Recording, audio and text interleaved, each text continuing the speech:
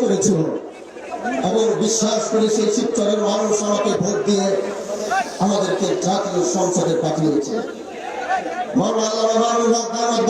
আমার উপর আস্থা রেখেছেন, আমার উপর আস্থা রেখে তিনি আমাকে এই দায়িত্ব পালন করার সুযোগ দিয়েছেন। ভাই, আমরা ক্ষমতার জন্য আমরা জাতীয় সংসদে যাই নাই। এরকম ক্ষমতা তো আমাদের পূর্বপুরুষের ছিল। আমরা এরকম ক্ষমতা আসন মসনদে বসার জন্য, আমরা ক্ষমতার মসনদে বসার জন্য জাতীয় সংসদে যাইনি।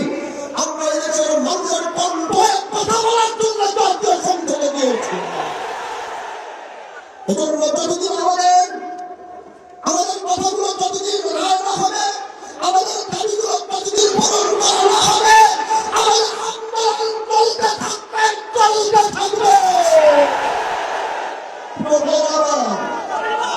মানুষ 70% মানুষ গণভোটের পক্ষে রায় দিয়েছে, 70% মানুষ জয়ের পক্ষে রায় দিয়েছে।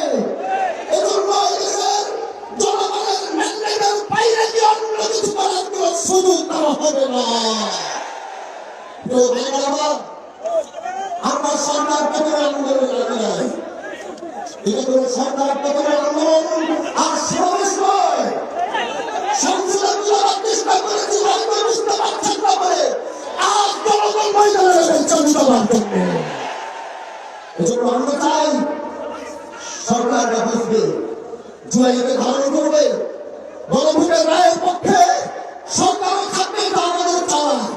এই জন্য আগামী বাংলাদেশে আমরা জুলাইকে মাইনাস করে আমরা কিচ্ছু করতে পারবো না।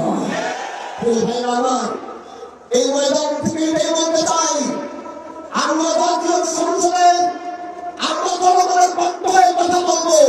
আর যখনই রাজপথে ডাক আসবে, আপনাদের রাজপথ থেকে কথা বলতে হবে। আল্লাহ পাক আমাদেরকে কবুল করুন।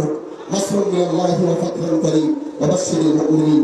আসসালামু আলাইকুম ওয়া রাহমাতুল্লাহি ওয়া বারাকাতুহু।